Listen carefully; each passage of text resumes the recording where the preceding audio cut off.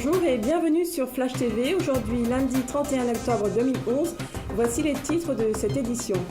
Incendie, 2800 hectares de forêt détruites, des évacuations préventives au cours du week-end, 800 personnes sur le front aujourd'hui. Apprentissage, mise en place d'un partenariat pour permettre aux jeunes de se former en métropole.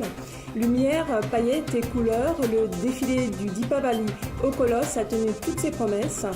Madagascar, aujourd'hui sujet politique, Omar Merezic, nouveau chef du gouvernement malgache. Les incendies ravageant l'ouest et le sud dominent toujours l'actualité dans notre île. À présent, c'est près de 2800 hectares de forêt qui sont partis en fumée. Ce week-end, les secteurs de la Petite-France et de la Chaloupe-Saint-Leu ont été particulièrement inquiétés. Des évacuations préventives ont dû être faites. Près de 26 habitations étaient menacées. Des exploitants agricoles ont dû également être secourus en urgence. Pour certains citoyens, c'est l'incompréhension face au manque de moyens aériens mis en œuvre. Huguette Bello, la députée maire de Saint-Paul, réclame un appui plus conséquent de l'État, l'arrivée notamment du Dash 8. Le bilan écologique de ces faits est une catastrophe au niveau de la flore et de la faune, notamment des espèces rares disparues à jamais. Dès ce matin, c'est plus de 800 personnes qui luttent sans relâche sur le front de ces incendies. Et puis un communiqué de la préfecture il y a quelques minutes, un renfort de 171 sapeurs-pompiers de métropole et 5 tonnes de matériel arrive demain, mardi 1er novembre, en signe de solidarité.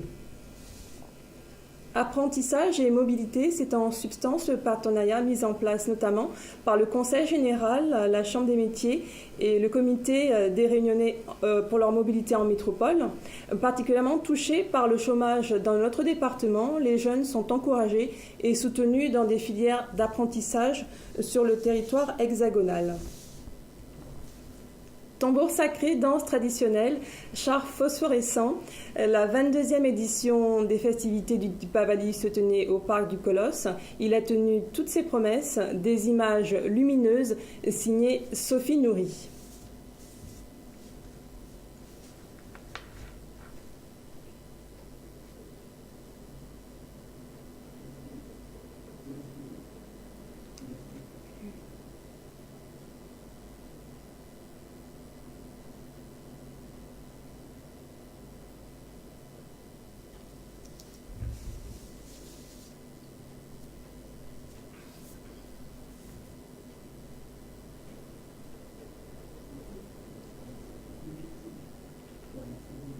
Combien ? Ok.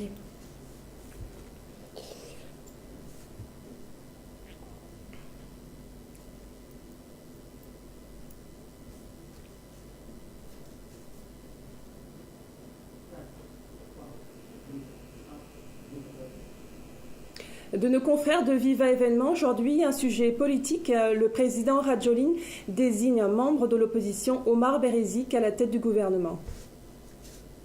Après 19h, heure prévue pour le début de la cérémonie de nomination, des rumeurs ont commencé à circuler dans les nombreux couloirs du Palais d'État Diablou hier soir sur un probable report de la cérémonie de nomination de Premier ministre.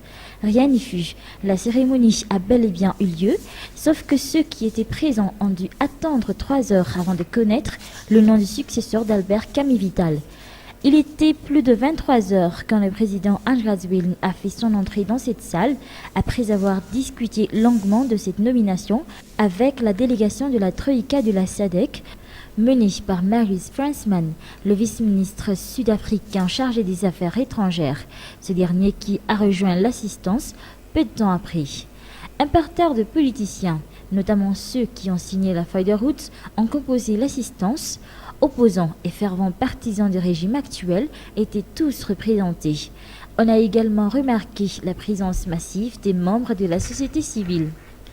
Dans son allocution, le président Andras Wilm a insisté sur un point.